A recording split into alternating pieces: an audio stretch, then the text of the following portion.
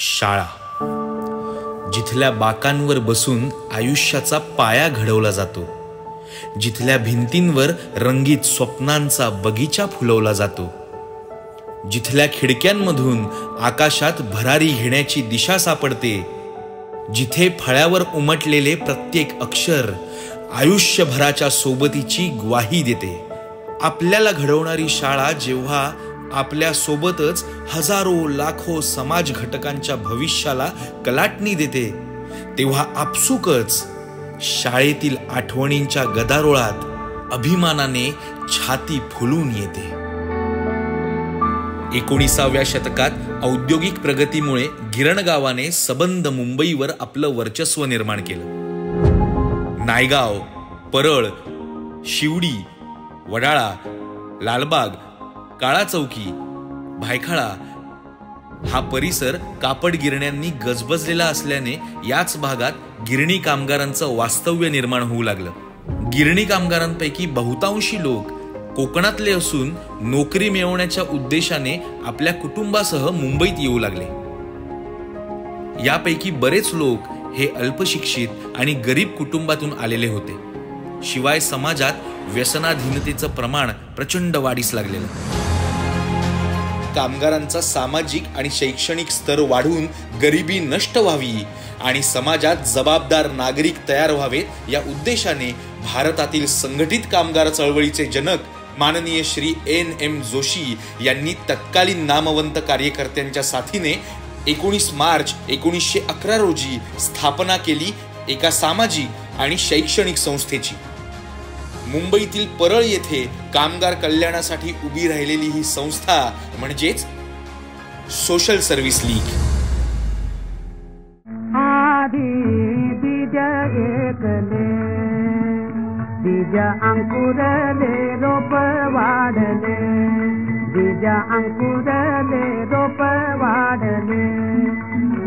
या संस्थेच्या संकल्पनेचं बीज रुजवण्यासाठी बँक ऑफ इंडिया आणि बँक ऑफ बडोदाचे संस्थापक सर लल्लूभाई समळदास मेहता, सहकारी बँकिंग क्षेत्राचे संस्थापक आणि तत्कालीन मुंबईचे अर्थमंत्री वैकुंठभाई मेहता संस्थेच्या स्थापनेमध्ये खंबीरपणे उभे राहिले. महात्मा गांधी, खान अब्दुल गफार खान यांसारख्या अनेक राष्ट्रीय स्तरावरील नेत्यांनी संस्थेचे पॅटर्न बनवून संस्थेला आर्थिक पाठबळ दिले. टाटा उद्योग समूहातील sir Dorabji Jamshedji Tata, lady Meherbai Tata, sir Ratan Jamshedji Tata, his highness sir Aga Khan तृतीय, वालचंद उद्योग समूहाचे संस्थापक sir Walchand Hirachand, sir Vithaldas Thackersey, sir M.L. Dahanukar, Shri Navinchandra Mafatlal, Shri Mafatlal Gagalbhai यांसारख्या मातब्बरांच्या आर्थिक योगदानामुळे संस्थेचा पाया मजबूत झाला.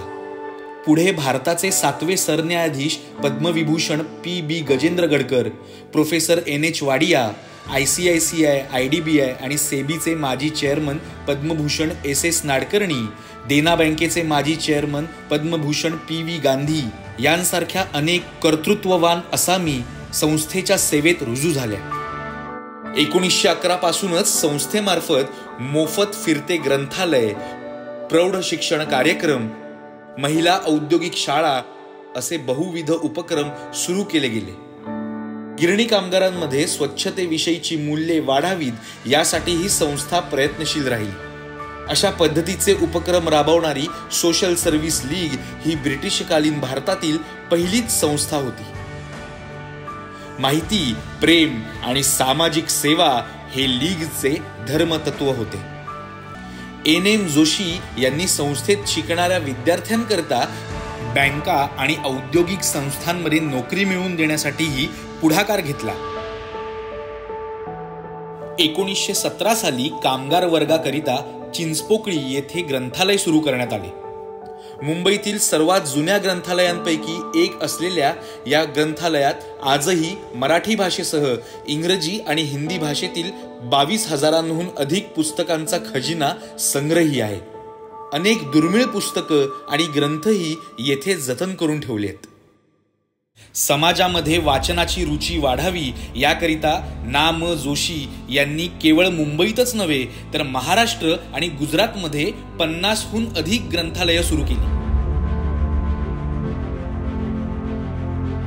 सन 1922 संस्थेने आपल्या ध्येयाच्या दिशेने आणखीन एक पाऊल पुढे टाकत जणू शैक्षणिक आणि सांस्कृतिक क्रांतीच घडवून आणली। परळ येथे संस्थेतर्फे भारतातली पहिली रात्रशाळा सुरू करण्यात आली। याच धर्तीवर पुढे डोंगरी, शिवडी, परळ या ठिकाणी सर चंदावरकर यांच्या पुढाकाराने एकूण 12 रात्रशाळा सुरू करण्यात आल्या। कालांतराने या रात्रशाळांची संख्या 27 पर्यंत पोहोचली। या रात्रशाळेत खुद्द भारतरत्न डॉक्टर बाबासाहेब आंबेडकर शिकवण्याचे काम करीत हे या संस्थेचे भाग्यच म्हणावे लागेल। प्रशिक्षणासाठी प्रत्यक्ष हजर राहू न शकणाऱ्या कामगारांकरिता पत्रव्यवहाराद्वारे अभ्यासक्रम पूर्ण करून अभ्यासिकाही सुरू केली गेली। कामगारांच्या कलेला व्यासपीठ उपलब्ध व्हावे आणि त्यांच्या कलागुणांना वाव मिळावा याकरिता 1922 साली दामोदर नाट्यगृह सुरू करण्यात आले। मुंबई आणि महाराष्ट्राच्या उभारणीचे साक्षीदार असलेले आणि मुंबईतील सर्वात जुन्या नाट्यगृहांपैकी एक असलेल्या या नाट्यगृहाने मनोरंजन क्षेत्राला आजतागायत अनेक गुणी आणि नामवंत कलाकार दिले आहेत। महाराष्ट्राचा सांस्कृतिक दर्जा उंचावण्यासाठी या नाट्यगृहाचे योगदान मोलाचे ठरले। मनोरंजनासोबतच या सभागृहात संस्थेतर्फे महिलांसाठी भारतातील सर्वप्रथम औद्योगिक प्रशिक्षण वर्ग सुरू करून त्यामध्ये चित्रकला, हस्तकला, शिवणकाम, भरतकाम आणि व्यावसायिक शैक्षणिक उपक्रम सुरू केले गेले। याच वर्षी नाम जोशी यांच्या संकल्पनेतून कामगार वर्गासाठी सहकारी मनोरंजन मंडळ ही नाट्यसंस्थाही सुरू करण्यात आली। कामगारांना आर्थिक पाठबळ मिळण्याच्या उद्देशाने श्री चंदावरकर यांच्या नेतृत्वाखाली संस्थेने मुंबईतील पहिली सहकारी पतपेढीही सुरू केली। तरुणांचा समाजकार्याकडे पाहण्याचा दृष्टिकोन वाढीस लागावा या उद्देशाने 1925 साली समाजकार्य प्रशिक्षण वर्ग सुरू करण्यात आले।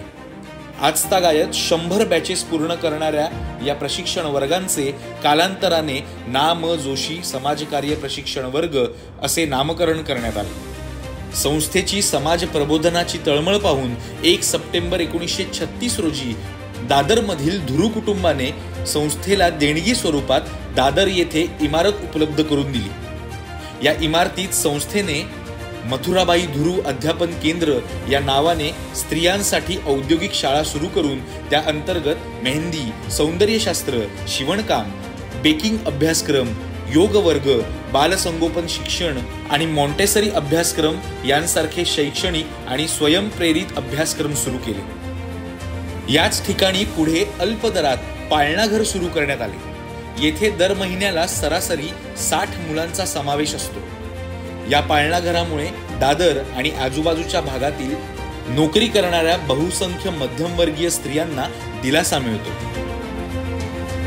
पुढे कामगार वर्गामध्ये सुदृढता आणि आरोग्य याबाबत जागरूकता निर्माण करण्यासाठी 1938 मध्ये परळ येथे व्यायामशाळा सुरू करण्यात आली। या व्यायामशाळेतील सभासदांनी पॉवर लिफ्टिंग, वेट लिफ्टिंग, शरीर सौष्ठव यांसारख्या स्पर्धांमध्ये घवघवीत यश मिळवून संस्थेच्या कार्याचं सार्थक करण्याचा प्रयत्न केला। 350 ते 400 तरुण दैनंदिनरित्या या उपक्रमाचा लाभ घेत होते। 2009 मध्ये नव्याने आधुनिक यंत्रसामुग्रीसह फिटनेस केंद्र सुरू करण्यात आले।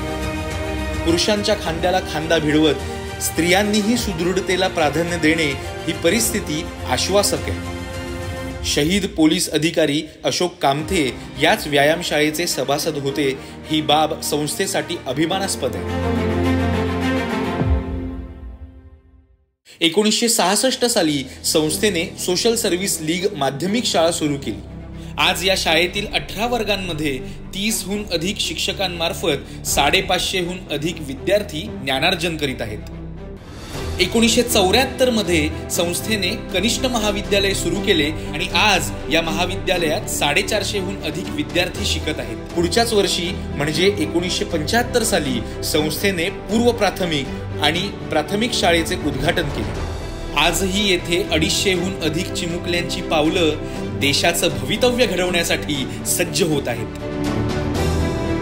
HDFCचे संस्थापक पद्मभूषण HT पारेख यांच्या अध्यक्षीय कारकिर्दीत संस्थेतर्फे 1985 सालापासून गरीब आणि सर्वसाधारण विद्यार्थ्यांकरिता मोफत पोषण आहाराची योजना राबवण्यात आली। ही अभिनव आणि समाजोपयोगी संकल्पना पुढे राज्य सरकार, केंद्र सरकारनेही अंमलात आणली। संस्थेने दिव्यांग विद्यार्थ्यांच्या कल्याणाचाही विचार करीत अंध विद्यार्थी वर्ग सुरू केले। आज येथे 32 विद्यार्थी कर्तृत्वाच्या प्रकाशवाटा शोधण्याचा प्रयत्न करीत आहेत। संस्थेच्या दिशा उपक्रमाअंतर्गत गरजू रुग्णांना आवश्यक असणारी वैद्यकीय सुविधा पुरवली जाते। पितृपक्षामध्ये दरवर्षी सुमारे 1000 कर्करुग्ण आणि त्यांच्या नातेवाईकांना धान्य आणि इतर गृहोपयोगी वस्तूंचे वाटप करण्यात येते। संस्थेतर्फे राबवण्यात येणाऱ्या पंतप्रधान कार्यालयाच्या TB मुक्त योजनेअंतर्गत महिन्याच्या पहिल्या शनिवारी 50 रुग्णांना प्रोटीनयुक्त शिधा वाटप केला जातो। बदलत्या सामाजिक परिस्थितीचं भान राखत 2010 साली संस्थेने सुरू केलेले SSL इंग्लिश स्कूल संस्थेच्या शैक्षणिक वाटचालीमधील मैलाचा दगड ठरलाय। CBSE बोर्ड दिल्लीकडून मान्यता मिळालेल्या या शाळेची विद्यार्थी संख्या सध्या 1500हून अधिक आहे। शाळेच्या मुख्याध्यापिका श्रीमती अपेक्षा चौधरी यांना 2021 पासून ते 2024 सालापर्यंत top educator award, excellence award, ideal principal award, आदर्श प्राचार्य पुरस्कार, चेंज मेकर इन स्कूल अशा अनेक पुरस्कारांनी सन्मानित केलं गेलं।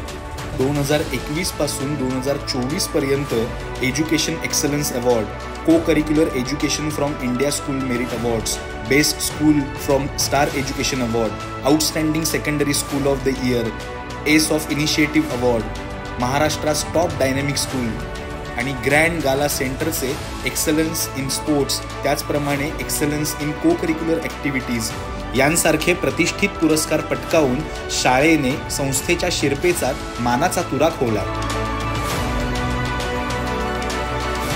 कोरोना काळात दुर्दैवाने काही विद्यार्थ्यांच्या पालकांचे निधन झाले, तसेच काही पालकांच्या नोकऱ्या गेल्या। अशा अनेक विद्यार्थ्यांचे शैक्षणिक शुल्क, त्याचबरोबर आर्थिकदृष्ट्या दुर्बल विद्यार्थ्यांच्या शिक्षणाचे शुल्क संस्थेमार्फत देणगी रूपाने रक्कम गोळा करून भरले जाते। यामुळे तळागाळातील विद्यार्थ्यांनाही शिक्षणासाठी हक्काचे व्यासपीठ उपलब्ध झाले। इथली व्यवस्थापकीय समिती संस्थेची शैक्षणिक, सांस्कृतिक आणि सामाजिक जबाबदारीची परंपरा कायम राखण्यासाठी यशस्वीरित्या प्रयत्नशील आहे।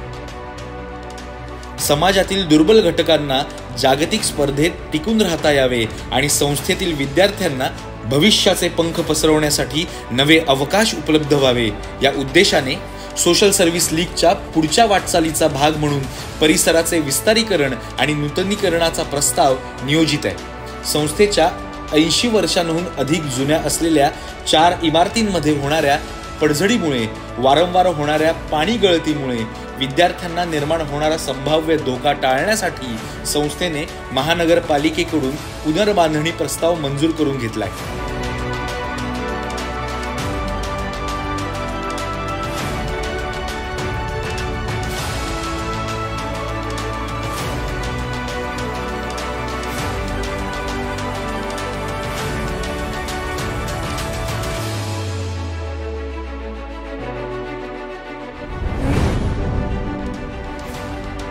एकोणीसशे 11 साली नाम जोशी यांनी सोशल सर्व्हिस लीगच्या रूपात पेटवलेली समाजकार्याची ज्योत आज 100 ओलांडल्यानंतरही हजारो लाखो कुटुंबांच्या आयुष्यातील अंधकार दूर करीत त्यांचे भविष्य प्रकाशमय करीत आहे।